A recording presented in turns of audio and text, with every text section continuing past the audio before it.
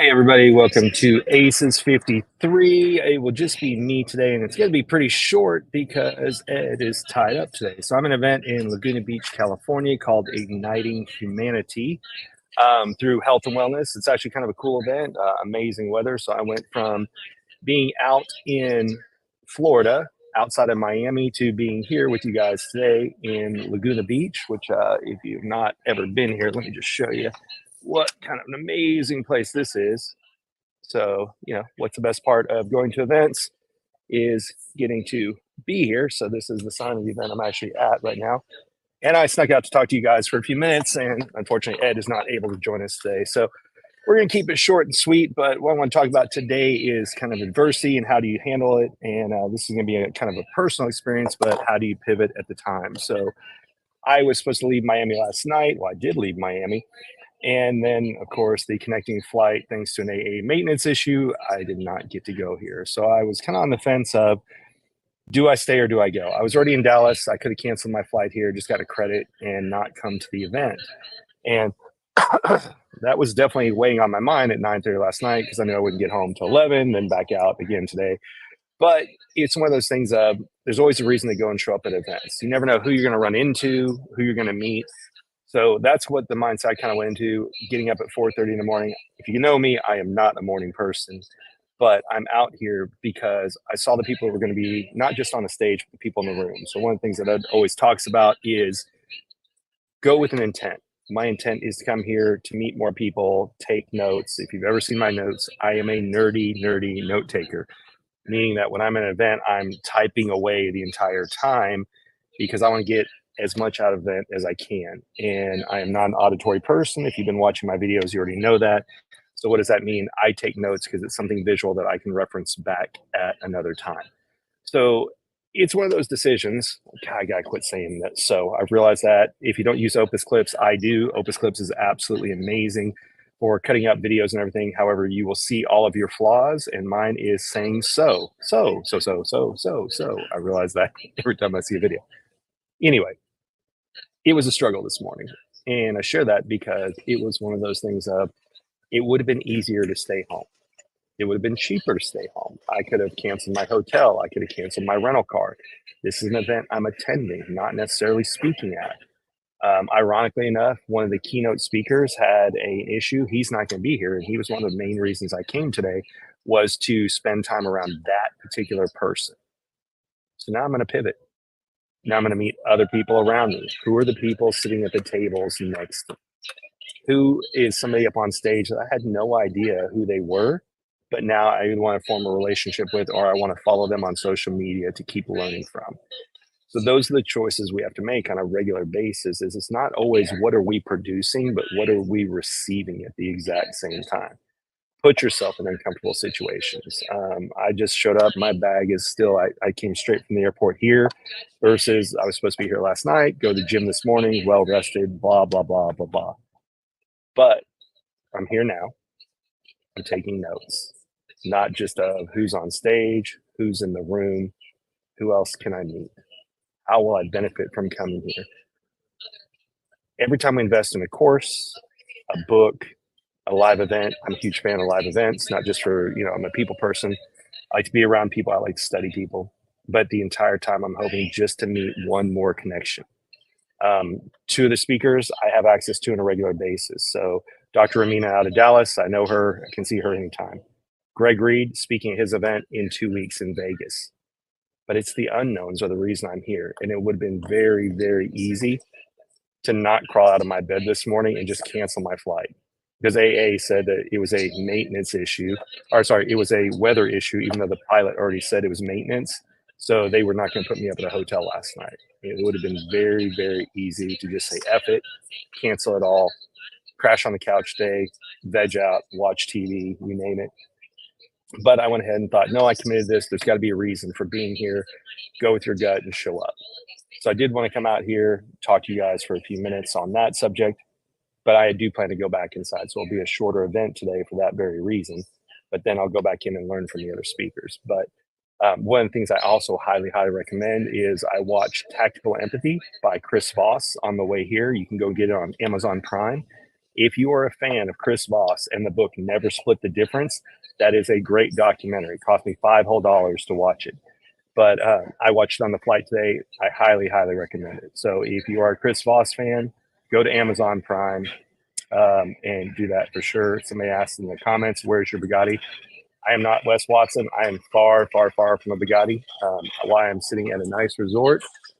I don't have those type of funds or anything else. But let's see what's going on here. Just checking some of the chat. We used to have an Ed to talk to back and forth.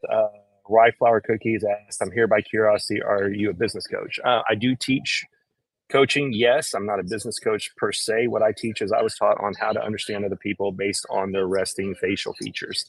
And it's a skill that's been around since the Greeks.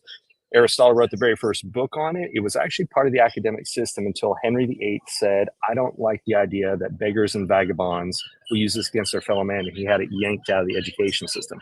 Otherwise, we would all know how to understand other people just based on solely the resting facial features.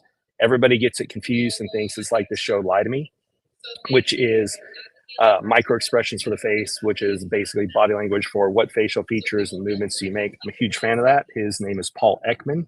Paul Ekman teaches that as well. Body language books are the ones that really changed my life to begin with. So I recommend in all my talks 3 books. I'm about to add another one that I'm halfway through. But the first one is Never Split the Difference by Janine Driver. That is, what does my body language say about me? What Every Body is Saying by Joe Navarro. That's the second book. That one is What Does Your Body Language Tell Me About the Situation? As a matter of fact, ironically, Miami to Dallas is not a short flight. So I have the Kindle version of Joe's book, and I started rereading that on the plane. So I'm not just a fan of books. I'm a fan of rereading books at different times because you're in a different place in life. So I'm restarting What Everybody is Saying by Joe Navarro. And then another book that I recommend is that I just read is called The Like Switch, like, but sounds like light switch. And that was written by somebody else who was also in the FBI. And they talked about how you can build rapport with people. And they give examples of what was taught to federal agents to help put them around people in different situations. It's an amazing, amazing book. In one of the videos I cut up, we talked about some things I taught the FBI, and that one went viral because everybody wanted to have their own opinion on things. But that's kind of what I've learned about. So for people who have never seen me live before, that's what I teach is how to understand people based on the resting facial features, how you can go and look up people proactively on LinkedIn, find a picture of them. I start on LinkedIn, but then I go to social media. The reason why is because LinkedIn may be an outdated photo of the person. It also may have been touched up. You can't see as much. So I start here and then I go over to social media, find a more recent picture of the person. For the person who said, can I repeat the books again? First one is You Say More Than You Think by Janine Driver. The second one is What Every Body is Saying by Joe Navarro. If you follow the what I have in my bio here, there's a link to all the books that I recommend. Anything I've ever learned from, I feel like other people can learn from as well. And so that's why I put those all out there, because anybody who gets them on stage and tells you they did it all, no. A lot of these skills have been around for a very long time. I've got bookshelves of books. I've had a series of mentors, and that's another thing I'm a big fan of, is finding coaches and mentors as well. The guy who changed my life, first teaching me how to understand people based on resting facial features, was Mac Fulfer. He was an attorney. He learned it for jury consulting. And then he left his attorney practice to teach it around the world. I bumped into him through circumstances in 2010.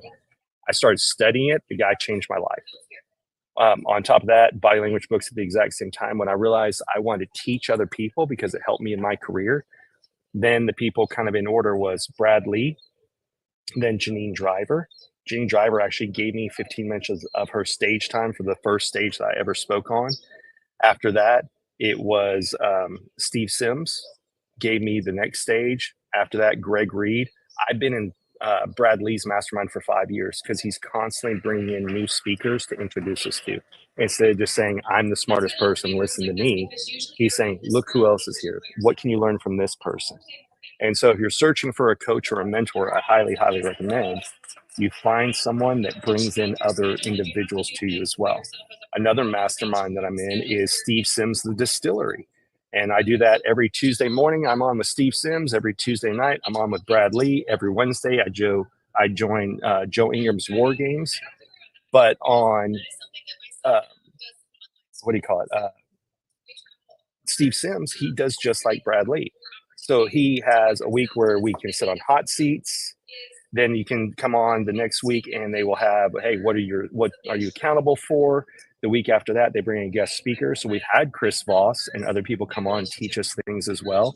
And then we rely on each other like community as well. So those are other things you can do. So I kind of got distracted on what I was originally going to talk to today. Welcome to my ADD life. But what I really wanted to start off with and go back to is, look, sometimes life gets in the way. We have plans. I would have loved to have been here late last night. I got here today instead, an hour and a half late into the event, but we also make the commitment to be here on the show. And on Tuesdays, it's Ed and I. On Thursdays, it's Ed, I, and usually what we call a joker, which is a guest speaker, somebody who brings a special skill or knowledge. I'm at an event like today, not as a speaker, but as an attendee to learn knowledge from other people. So don't just rely on YouTube. Get out, get to events, meet the speakers, meet the people in the audience, and go in with an intention of what you want to take away. For me, I want 2 more good relationships. And like I said, one of the people that came here and paid money to be exposed to had to back out of the event. But I'm still here, and I'll just replace that person and I'll build that relationship another day. So set your plans. Be willing to, when things get in the way, pivot, find a new process to go to. Things change. You lose your job, your company goes out of business, you get fired, you get divorced, you break up. But we don't always apply that to ourselves. And so when things get in the way, figure out what are you going to stick to and what are you not. And sometimes don't stick to things that don't help you. I was in a job that I hated the last few years, and I stuck there because it was a good job. And I did make good money, but I'm way happier now being in rooms I want to be in versus being told where to be and learning from other people on a regular basis. So when I'm at speaking at events, I'm a happy camper because I used to pay to be in the audience. Now I'm paid to be on stage. But when I'm not speaking, I'm still sitting and learning from other people, taking notes, figuring out what do they know that I don't, that I can prove in my life. So anyway, on that note, I want to get back inside. I want to see the other speakers so you can see, here's the event inside that we're at. While it is quite beautiful here in Laguna Beach, I would rather be outside playing in the beach over here, but I'm going to go back in and learn some more. So thank you for joining us today. Again, best way you can support us is join us on Tuesdays when it's Ed and I at noon Central, 10 p.m. or 10 a.m. Pacific. Subscribe, like, share this with your friends. If you have questions, shoot us, anything. I answer my own DMs on Instagram, so send me a message. Let us know what else you'd like us to talk to, or if you'd be a great joker for the podcast. Let us know. But anyway, everyone have a great day. Take it easy. Bye.